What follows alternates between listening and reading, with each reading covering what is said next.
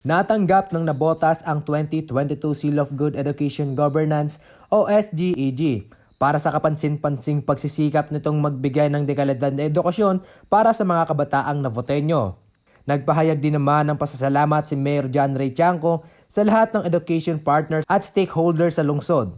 Ang Nabotas ay nagbibigay ng scholarship sa mga mag-aaral na mahusay sa akademya, palakasan, at sining at magbibigay ng mga digital learning device at materyales sa mga mag-aaral at guro.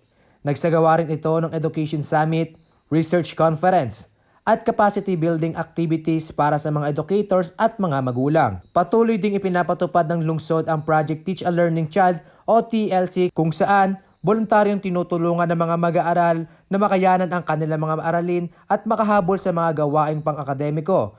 Mula noong 2020, mahigit 400 gurong voluntaryo ang tumulong sa daan-daang mag-aaral sa pagkumpleto ng kanilang basic education at pagtiyak ng mataas na functional literacy rate sa Nabotas. Ang mga School Governing Council ay aktibong kabilang sa pagpapatupad ng mga proyekto at programa na nagtataguyod ng edukasyon. Ang mga barangay ay tumutulong sa mga mag-aaral sa pagmamapa sa Oplan-Galugad, pagtitiyak ng kaligtasan ng mga mag-aaral at pagbibigay ng tulong na pondo para sa programang Alternative Learning System.